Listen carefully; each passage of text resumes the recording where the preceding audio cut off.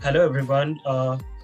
आज जो सेशन है वो स्पेशली पेरेंट्स के लिए है। हम में से जो पेरेंट्स हैं, और वो मेरा दोस्त भाई जो फादर है या मेरी बहन जो मदर है, ये उसके लिए बहुत इंपॉर्टेंट टॉपिक है, क्योंकि इस पे काश के बातचीत और हमें कितना कुछ सिखाया जाता है। हमें सिखाया जाता है कि किस तरीके से तुमने एक अच्छा बेटा बनना है, हमें सिखाया जाता है कि किस तरह तुमने एक अच्छा सिटीजन बनना है।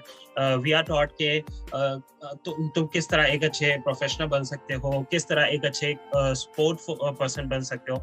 बहुत सी चीजें सिखाई जाती है, लेकिन एक अच्छा फादर बनना या हेल्दी किस्म का एनवायरनमेंट क्रिएट करने वाले पेरेंट्स बनना, ये कितना जरूरी है।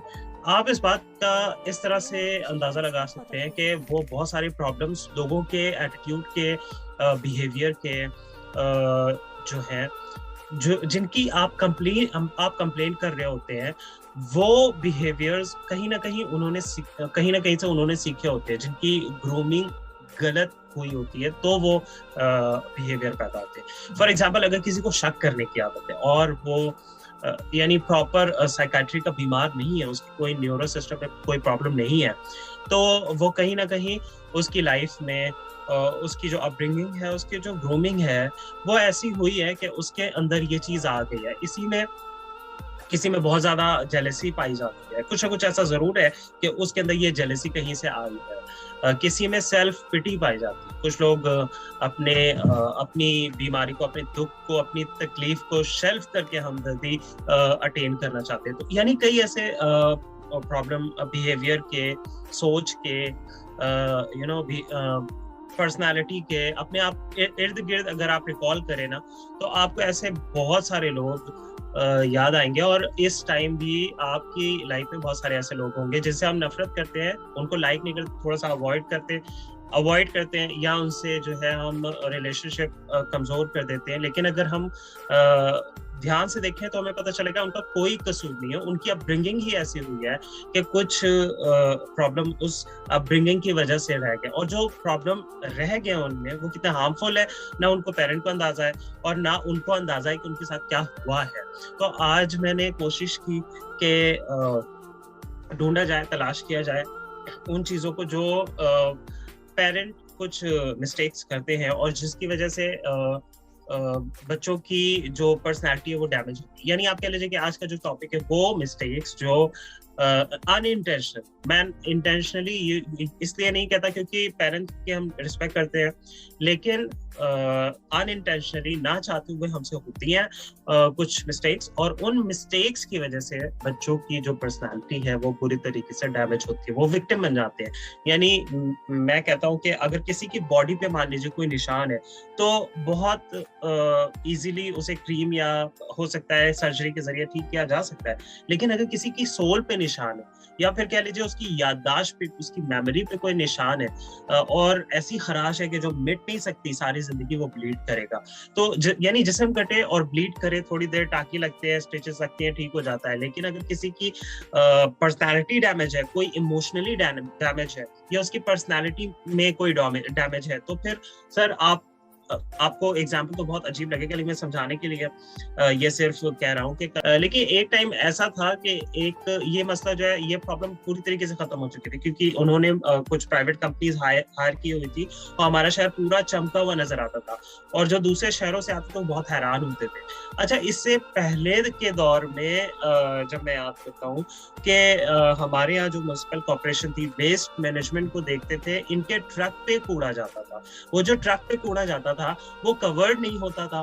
तो गॉड फॉरबिड के अगर किसी की गाड़ी, मोटरसाइकिल उस ट्रक के पीछे है, ये कल की बात मुझे याद आती है कि मान लो मेरी गाड़ी उस ट्रक के पीछे, और उस ट्रक से कूड़ा उड़ उड़ के बाहर गिर रहा है, और उस ट्रक से जो पूरा गंद है वो आपकी गाड़ी और कपड़ों पे गिर रहा है, क्योंकि वो कवर्ड नहीं है ऊपर से। तो जिस तरह से वो कवर्ड नहीं है और वो कूड़ा और गंदगी जगह जगह बिखर रही है, गॉड फॉरबिड अगर हमारी पर्सनालिटी की कमजोरियां या कमियां कवर्ड ना हो या मैनेज ना की हो, तो हम चलते चले जाते हैं, हमारी पर्सनालिटी का वो हिस्सा जो कमजोर है, जो बदबूदार है, जो अच्छा नहीं है, वो दूसरों को नुकसान पहुंचाता चला जाता है। और ऐसा बहुत कॉमन है। हम अपने आप को प्रेजेंट करते हैं, कंपैरिजन करते हैं अपनी अच्छाई से, लेकिन अगर हमारी हमारी पर्सनालिटी का वो हिस्सा जो डैमेज हुआ है, वो मैनेज नहीं हुआ, तो वो बुरे तरीके से हमारी इमेज पे, हमारे रिलेशनशिप पे और हमारी प्रोडक्टिविटी और लाइफ पे असरअंदाज होता है। जब ये ढूंढा गया, इन्हें पता लगा कि क्योंकि पेरेंट खुद भी सीखे हुए नहीं होते, ये बात हम सबको पहला पॉइंट ये समझ जाना चाहिए। आज का पहला पॉइंट ये है कि पेरेंट की भी कोई ट्रेनिंग नहीं हुई होती।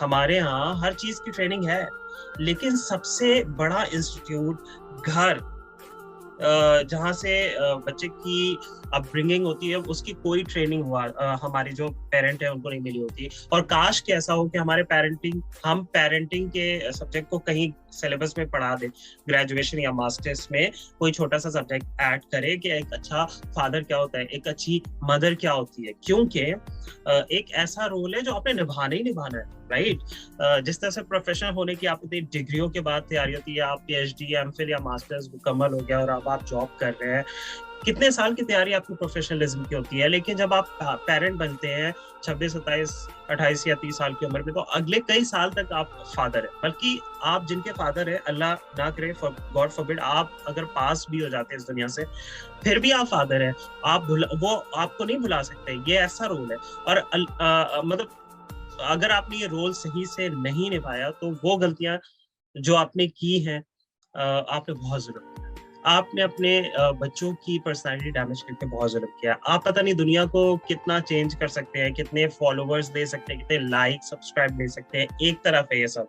लेकिन गॉड फॉरबिड अगर आपका बच्चा डैमेज है और आपके अपने बच्चे डिस्टर्ब हो गए और आपके बच्चों की पर्सनालिटी अच्छी नहीं बनी, वो नहीं संवर सके, तो फिर सर वो सारी चीजों का कोई फायदा नहीं होगा, आपने घाटे का सौदा किया। तो अब आते हैं कि ऐसा कैसे होता है, यानी कि ये मिस्टेक्स जिनको मैं बताने लगा हूँ, वो कैसे होती है। पहली बात जो मैंने बताया कि वो जो हमारे पेरेंट्स हैं उनकी ट्रेनिंग नहीं है। जो ट्रेनिंग ना होने की वजह से पहला स्टेप ये होता है कि बच्चा सबसे ज्यादा सिक्योर, ट्रस्टवर्दी रिलेशन महसूस करता है पेरेंट का, और ये होता भी है। बच्चे के लिए सबसे ज्यादा ट्रस्टवर्दी और कह लीजिए कि एक अनकंडीशनल लव वाला रिलेशन जो है वो पेरेंट के साथ होता है, यानी इसका कोई सब्स्टिट्यूट ही नहीं हो सकता।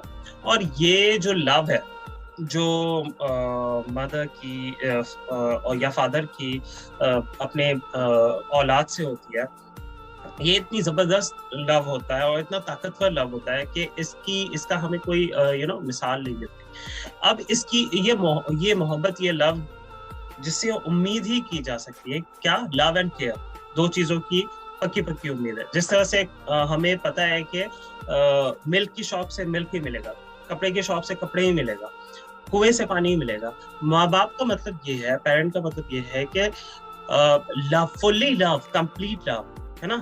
तो अब ये जो है ही लव, जो केयर होनी चाहिए और होती भी है। हम अनइंटेंशनली जो गलती करते हैं, उसमें पहली मिस्टेक ये होती है कि हम बहुत बार ऐसा होता है कि हम बच्चों से बहुत सख्त ऑफेंसिव वर्ड्स बोल जाते हैं। अब वो ऑफेंसिव वर्ड्स जो बोलते हैं वो तंज के तौर पे बोलते हैं। मैं इसकी एग्जांपल देता हूँ आपको कि हम छोटे छोटे होते थे, तो हमारे मोहल्ले में एक बच्चा था जो कह लीजिए कि थोड़ा सा उसके एक आँख का प्रॉब्लम था, एक आँख डैमेज थी थोड़ी सी। मुझे आज भी याद है कि एक दिन हम सब खेल रहे थे, उसका फादर बाहर निकला और उसके फादर ने आवाज लगाई। उसका नाम तो चलो मैं नहीं लेता, जो भी होगा, लेकिन उसके फादर ने उसका आवाज लगाई, ओए काणे। तो उसको, मुझे अब आज तक वो इंसिडेंट याद है कि उस बच्चे ने बहुत ही, सब दोस्तों के सामने जब उसको काड़ा कहा गया, तो एक तो सब दोस्तों ने उसे काड़ा कहना शुरू कर दिया। एक आंख से डैमेज था, लेकिन उस बच्चे का अगले दिनों में सबके सामने बिहेवियर भी बदलना शुरू हो गया। क्यों? वो सबकी नजरों में जो मोतबर था, जो उसकी इज्जत थी, जो उसकी सेल्फ स्टीम थी, वो लो जाना शुरू हो गई। यानी बच्चे की पर्सनालिटी में अगर कोई ऐसी कमी है, वो भद्दा है, पतला है, स्किनी है, टॉल है, छोटा है, या उसका सर बड़ा है, ये इसका मजाक उड़ा, ये हमें पता नहीं लग रहा होता कि हम ये मजाक ऑफेंसिव किस्म के वर्ड्स बोल जाते हैं बच्चों के साथ, और ये करते क्या है। जब भी आप इस तरह का कोई ऑफेंस, मैं समझता हूँ क्योंकि बाहर के कंट्रीज में जो डेवलप्ड कंट्रीज है वहाँ पे पेरेंट की कंप्लेन हो सकती है, इसका हम बहुत मजाक उड़ाते हैं, लेकिन वो जानते हैं, उन्होंने साइकोलॉजी की सारी रिसर्च करके देखा कि अगर बच्चों से ऑफेंसिव वर्ड्स इस्तेमाल किए जाए और उनकी बॉडी, उनकी शख्सियत का इस तरह से मजाक उड़ाया जाए, उनकी पर्सनालिटी का तंज के साथ उनको पुकारा जाए, तो एक बहुत ही खतरनाक चीज पैदा होती है, वो है सेल्फ हेट। वो अपने आप से नफरत करना सीखते हैं। अच्छा, जो कुदरती चीज है, जो नेचुरल है, वो सेल्फ लव है। अच्छा, एक और एक्सट्रीम है, ये जरा ध्यान से इस साइकिल को समझिएगा कि मैं नॉर्मल पे रख रहा हूँ सेल्फ लव होना चाहिए। सेल्फ लव का मतलब है कि अपनी केयर, अपना एहसास, अपने आप को मेंटेन रखना, अपनी पर्सनालिटी से मोहब्बत रखना, अपने कामों से, अपने रिश्तों से, अपने आप से मोहब्बत से, अपनी से जुड़ी हुई चीजों से मोहब्बत करना। ये एक पॉजिटिव साइन है, ये एक एक्सट्रीम है इसकी। एक एक्सट्रीम ये है कि सेल्फिशनेस। सेल्फिशनेस का मतलब ये है कि कोई बंदा सिर्फ अपने फायदे के लिए सोचे, और सेल्फिश होने का मतलब ये है कि कोई बंदा जो है अपने फायदे के लिए किसी का नुकसान कर देता है। एक है सेल्फ हेट, वो बहुत खतरनाक है, सुसाइड की तरफ लेके जाती है। इसकी एक्सट्रीम जो है, पीक जो है, वो सुसाइड है। इसकी एक्सट्रीम ये है कि बच्चा अपने आप को हार्म देने लगता है।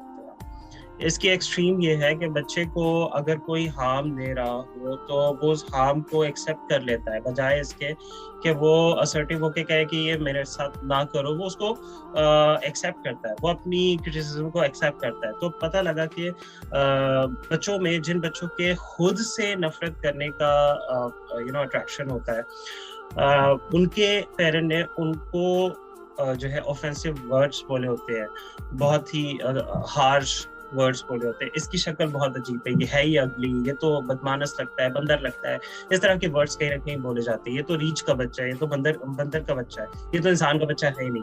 ये अजीब अजीब किस्म के जो है ताज़। और जब कोई एक बात आप बार बार कहेंगे तो समझ लीजिएगा कि आपने वो बार बार कह के किसी को इंश्योर करवा दिया है कि वो ऐसा है।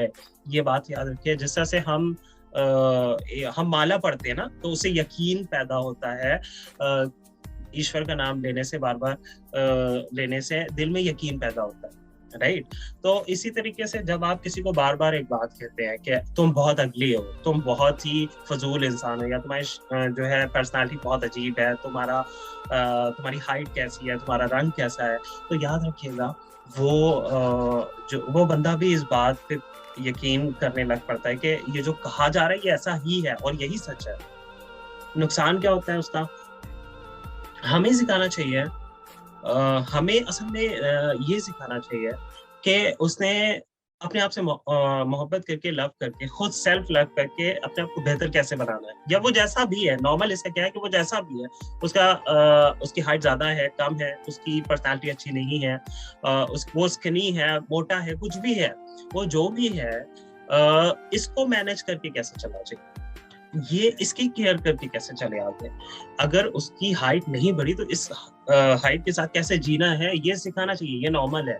लेकिन जब आप ये सिखाते हैं कि ये बहुत ही बुरा है और आप उस पर नफरत पैदा करते हैं, उस नफरत की वजह से उसके अंदर कहीं ना कहीं सुसाइड का रुझान बढ़ता है। तो प्लीज, जो पहली गलती पेरेंट को नहीं करनी चाहिए कि बच्चों को जो हार्श सेंटेंसेस है, हार्श स्टेटमेंट है, वो नहीं बोलने चाहिए उनकी पर्सनालिटी के लिए। दूसरी मिस्टेक जो बहुत ज्यादा होती है, वो कई बार हम टॉक्सिक किस्म के क्वेश्चंस करते हैं। ये तुम क्यों कर रहे हो? तुम ऐसे क्यों चलते हो? तुम्हें ऐसा करने की आदत क्यों पड़ गई?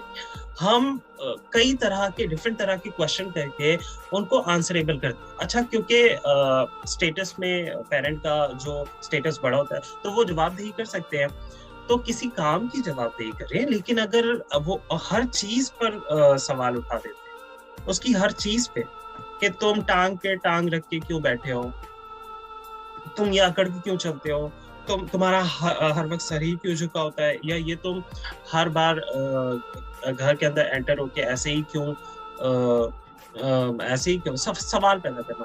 तो याद रखिए इससे उन्होंने ढूंढा कि जब भी पेरेंट ज्यादा सवाल करते हैं तो बच्चे में डाउट पैदा होता है, ठीक है, उसमें डाउट पैदा होता है, उसका ये कॉन्फिडेंस कि वो ठीक कर रहा है, किसी को परफॉर्म करने दें तो वो पॉलिश होता है।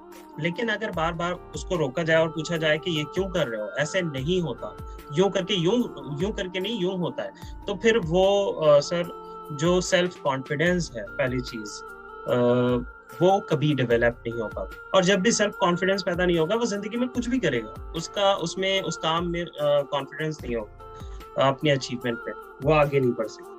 तो अनइंटेंशनली बहुत ज्यादा कटेरे में खड़ा करना, बहुत ज्यादा आंसरेबल करना, बहुत ज्यादा जो है क्वेश्चन पूछना और बहुत ज्यादा जो है शक पैदा करना, उसका नुकसान क्या होता है कि वो शक उसके सेल्फ डाउट में बदल जाता है। और जब सेल्फ डाउट होता है, जैसे मैंने बोला कि अपने आप से मोहब्बत है अगर आपको, तो अपने से जुड़ी हर चीज से मोहब्बत है, अपने रिश्तों से भी मोहब्बत होगी, अपने वर्क से, प्रोफेशन से भी मोहब्बत होगी।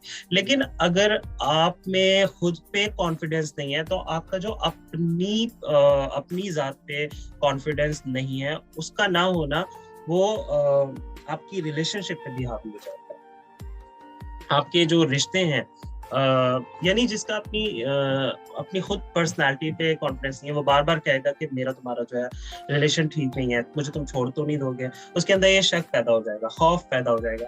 वो जगह जगह जिंदगी में कहेगा, लाइफ में कहेगा कि मेरा ख्याल ये ठीक नहीं है। वो इनिशिएटिव नहीं ले सकेगा, वो दूसरों से पूछेगा कि आप बताएं मैं क्या करूं, वो हर वक्त दूसरों की तरफ देखता रहेगा, क्योंकि कहीं ना कहीं पेरेंट ने वो सवाल पूछ पूछ के उसमें एक शक पैदा कर दिया, एक डाउट पैदा कर दिया, और उस सेल्फ डाउट ने उसका इनिशिएटिव छीन लिया। तीसरी चीज जो देखी गई, जो पेरेंट अनइंटेंशनली, मैं बार बार कह रहा हूँ अनइंटेंशनली, राइट, क्योंकि जिस सोसाइटी में हम रहते हैं वहां पे पेरेंट के साथ मिस्टेक का वर्ड तो जोड़ा ही नहीं जा सकता। लेकिन मैं बार बार कह रहा हूँ कि आज हम ये सीखें कि कौन कौन सी ऐसी मिस्टेक्स हैं, और कैसे हम अपने घर के माहौल को बदलें।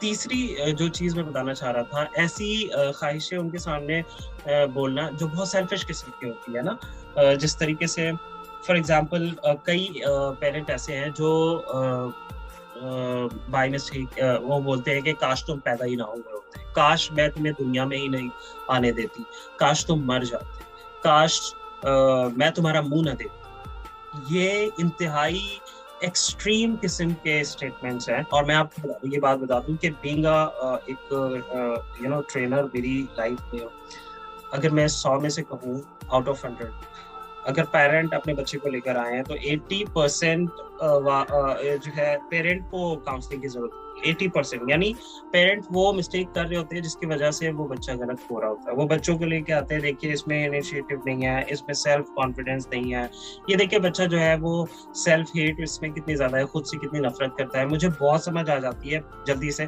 कि ये जो बच्चे के साथ प्रॉब्लम है ये पेरेंट ने पैदा किया, ये पेरेंट की गलती है जिसकी वजह से बच्चा ये कर रहा है। और मैं अक्सर बच्चे को बैठा के पेरेंट के साथ मीटिंग करता हूँ और उनसे कहता हूँ कि प्लीज आप इस चीज को छोड़ें और धीमे धीमे इस चीज से बाहर निकलें। अगर आप ऐसा करते रहेंगे तो आपको नहीं पता कि बच्चा कितना हार्मफुल है आपके लिए और आपकी फैमिली के लिए और इस सोसाइटी के लिए। एक अच्छा कामयाब बंदा सोसाइटी के लिए प्रोएक्टिव होता है, वो सोसाइटी का बोझ उठा लेता है, वो दूसरों के लिए आसानियां पैदा करता है। बल्कि बेहतरीन इंसान वो है जो दूसरों के लिए फायदेमंद है। लेकिन देखें, अगर एक बंदा दूसरों के लिए फायदेमंद ही नहीं रहा बल्कि उल्टा नुकसानदेह हो गया, बल्कि उससे भी ज्यादा अपने लिए नुकसानदेह हो गया, तो इसका मतलब है उसकी अपब्रिंगिंग ठीक नहीं हुई। और अपब्रिंगिंग मिस्टेक क्या हुई, पेरेंट क्या ये समझते हैं, औरतें ये समझती हैं कि हमने खाना बनाया, चूल्हे के सामने खड़े रहे पूरा दिन, मैं थक गई हूँ, वो इससे मेजर करते हैं।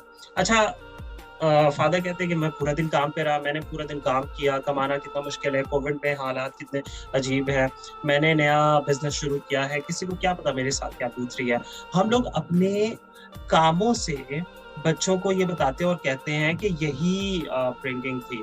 नहीं, वो जो घर का माहौल और फिजा बनाई है, वो फिजा जो है उसकी वजह से बच्चे की अपब्रिंगिंग अच्छी है बुरी हो रही थी। अगर वो फिजा अच्छी है और मैं बहुत कॉन्फिडेंस से ये बात कह रहा हूँ। और मैंने जिसमें भी ये खूबियां देखी हैं, विजनरी होना, इमोशनली कंट्रोल होना, सिचुएशन को हैंडल कर लेना, क्राइसिस को मैनेज कर लेना, इनिशिएटिव लेना, तो मैं कहता हूँ कि उसकी अपब्रिंगिंग का कमाल है, माँ बाप का कमाल है, जिन्होंने ऐसा माहौल भी, ऐसे जो है चीजें दी कि बच्चे में खूबियां आ गई। तो तीसरा मैं कह रहा था कि ऐसी ख्वाहिशें जो बहुत ही आप कह ले आपके गिर्द घूमती हैं, सेल्फ सेंटर्ड किस्म की ख्वाहिश है, और उसकी वजह से आप बच्चों में हार्म पैदा करते हैं। इसे आप सेल्फ हार्म कह सकते हैं। इस तरह के स्टेटमेंट दिए जाते हैं कि काश मैं तुम्हारा मुंह न देखती, काश तुम हमारे बच्चे ही ना होते, काश तुम पैदा ही ना होते, और वो अपने आप को नुकसान पहुंचाना शुरू होता है। उसको पता लगता है मेरी कोई इम्पोर्टेंस नहीं है, मेरी कोई अहमियत नहीं है। एक बात याद रखें, आपको एक ऊपर वाले ने एक नेमत दी है, एक रहमत दी है, राइट, एक ब्लेसिंग दी है, और उस ब्लेसिंग, वो जो ब्लेसिंग आपको मिल रही है, तो आपको उसको संभालना आपका काम है। वो ब्लेसिंग मिलने के बाद आप उस ब्लेसिंग को धूप में खड़ा करते हैं। धूप में खड़ा करना मुहावरा है, यानी आप उसको तकलीफ देनी शुरू करते हैं, उसकी पर्सनैलिटी डैमेज करते हैं। ये कितना बड़ा जुल्म है। नेक्स्ट जो देखा गया, फोर्थ थिंग, वो आप अपने बच्चों को ये कहें कि तुम एक बोझ हो, you're a burden, you're a problem. और ये मिड एज क्राइसिस में बहुत कम आता है। या आपकी प्रोफेशनल लाइफ बहुत बिजी है। मैंने ऐसे घरों में देखा है जहाँ पे दोनों हस्बैंड वाइफ काम कर रहे होते हैं, वहां पे ये डायलॉग ना चाहते हुए भी निकल जाता है मुझसे कि हमारे अपने काम बहुत हैं, हमें अपनी लाइफ को भी देखना है, हमारा सुकून भी है, हमारी लाइफ भी है, हमारे काम भी, ऊपर से तुम आ गए हो हमारी जिंदगी में।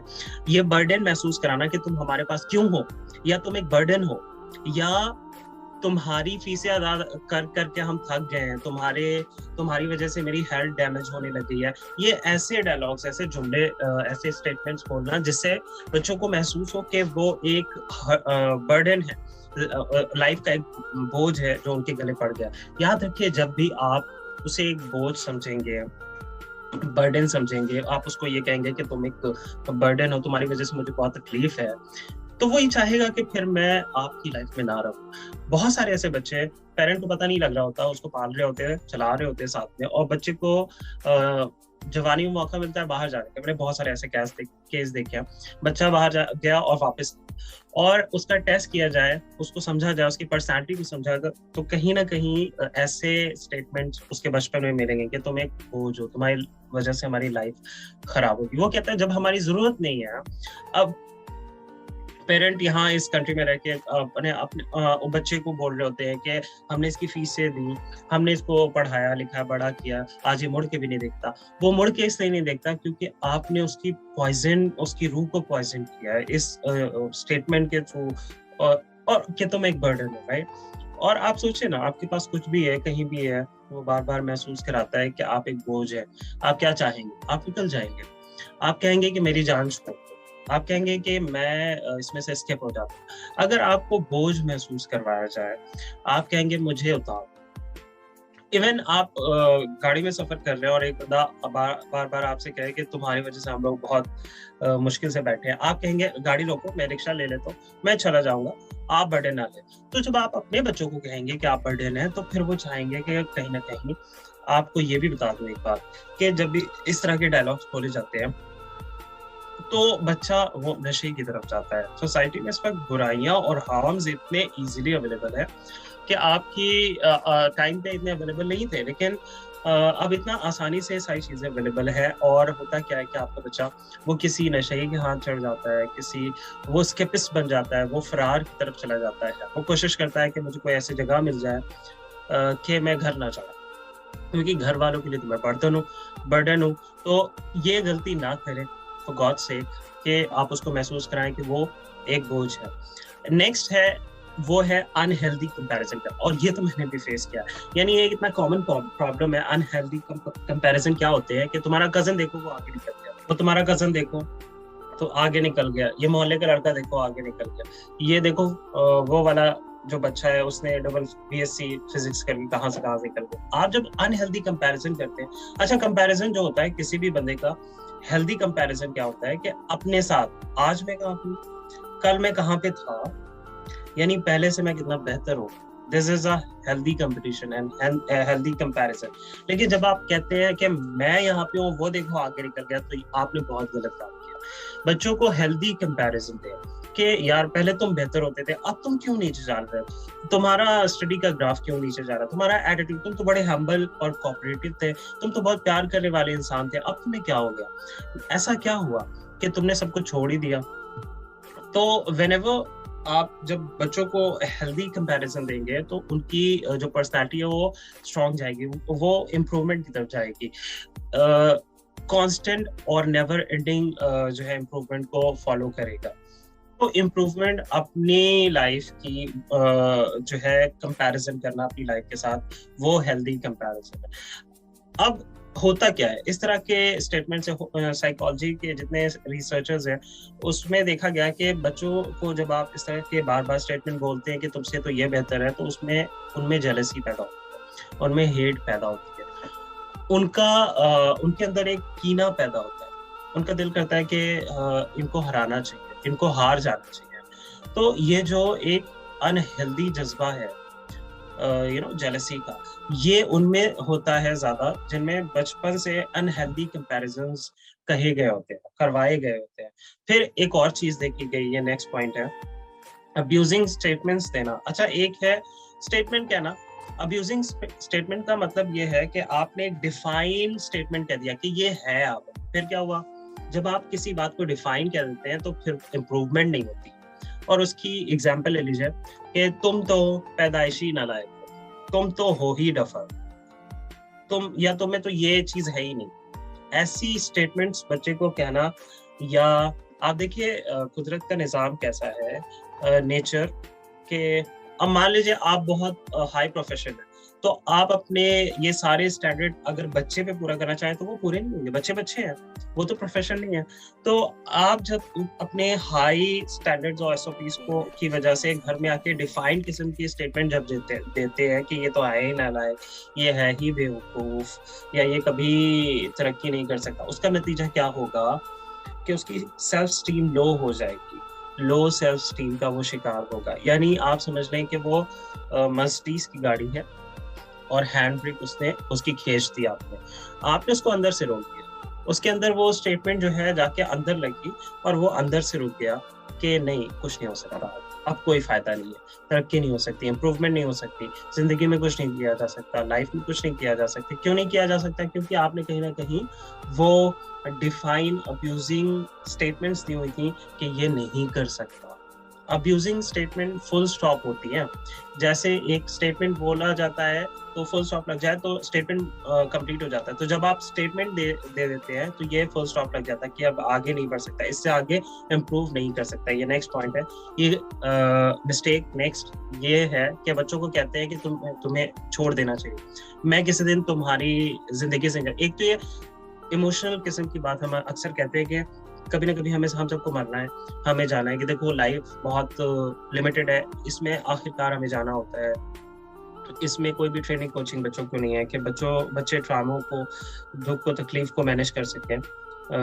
लेकिन हम कई दफा इस तरह की जज्बाती बातें कह के मैंने छोड़ जाना है तुम्हें, मैं चला जाऊंगा तुम्हारी लाइफ से, कि मैं कितना इंपॉर्टेंट था, फिर तुम्हें पता चलेगा, और तुम्हारी अम्मी कितनी इंपॉर्टेंट थी, और मैं तुम्हारी जिंदगी में नहीं रहूंगा।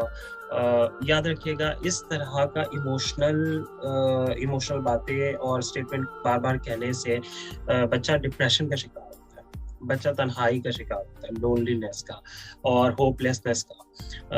लाइफ क्या है? लाइफ उम्मीद है। लाइफ का मतलब है कल है, अगर एक कल है तो लाइफ चल रही है ना। अगर गॉड फॉरबिड, अब देखिए मैं समझता हूँ कि ये कि कब मर जाना हमें नहीं पता, वी शुड गिव थैंक्स कि हमें नहीं पता। अगर किसी को पता है उसे, अगर किसी को पता चल जाए उसने 20 साल बाद मरना है तो वो आज ही मर जाए। ये एक ब्लेसिंग है कि हमें नहीं पता कि हमें कब मरना है। ऑल्दो हमें याद रखना चाहिए कि हमें जाना है, लेकिन अगर हम बार बार इस नाउम्मीदी की बातें करेंगे, कल कुछ नहीं है, कल को मर ही जाना है, कल को मैंने मर जाना है, इस तरह की बातें आप बच्चों को बार बार कहें तो बच्चों का कल पे भरोसा और कल पे यकीन खत्म होने लगता है। एंड जब भी कल पे यकीन नहीं होता तो अनसर्टेनिटी आती है, इनसिक्योरिटी आती है, बच्चा जो है वो डैमेज होने लगता है। और वो बहुत ज्यादा डैमेज होने लगता है। वो समझ लें कि इमोशनल अब्यूज का वर्ड अगर मैं कहूँ, इमोशनल अब्यूज जिन पेरेंट ने की होती है, उनके बच्चे लोनलीनेस और सैडनेस का शिकार हो जाते हैं। बाज लोग अपने बचपन से ही उस माहौल की वजह से उदास होते हैं। वो खुशहाली तमाम चीजों को अचीव करने के बावजूद, अपनी लाइफ में सक्सेस पाने के बावजूद भी उदास होते हैं। क्यों? क्योंकि उनके बचपन में ये सारे स्टेटमेंट दिए होते हैं। और लास्ट चीज मैं आपको बता रहा हूं कि हमने झूठे वादे दिए। कई पेरेंट झूठे वादे करने के आदी होते हैं। उन्हें पता नहीं होता कि झूठे वादों का बच्चों की पर्सनालिटी पे कितना बुरा असर पड़ता है। हम उससे कहते हैं कि अगर तुम इतने नंबर ले लो तो मैं तुम्हें लेके दूंगा मोटरसाइकिल, कार या गाड़ी, कुछ भी। हम नहीं लेके देते। हम कहते हैं कि तुम ये चीज करना शुरू कर दो, फिर देखो मैं तुम्हें इनाम दूंगा। हम नहीं करते वो चीज, वादा पूरा नहीं करते।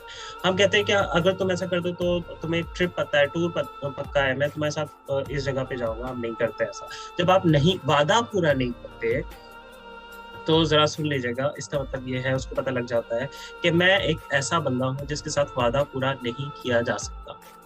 वादा पूरा ना करना मजाक उड़ाना, वादा पूरा ना करना एक क्या है जी, एक मजाक है कि किसी से वादा करके पूरा ना करें। ठीक है? तो आप जब अपने बच्चे से पूरा वादा पूरा नहीं करते तो क्या होता है कि उसका नतीजा ये होता है, अल्टीमेट वो अपनी नजरों से गिर जाता है। उसको होता है कि मैं इस काबिल नहीं हूँ कि मेरे से वादा पूरा किया जाए। और कंक्लूजन में दूंगा कि हम समझते हैं कि एक जो बुलेट होती है वो बंदे को मार जाती है। बुलेट एक दफा लगती है और बंदा मर जाता है। लेकिन याद रखिएगा, जब ये 8 गलतियां मैंने आपको बताई हैं, ये आपने की होती हैं और बार बार की होती हैं, तो बंदा एक दिन नहीं मरता, बंदा मरते मरते मरता है।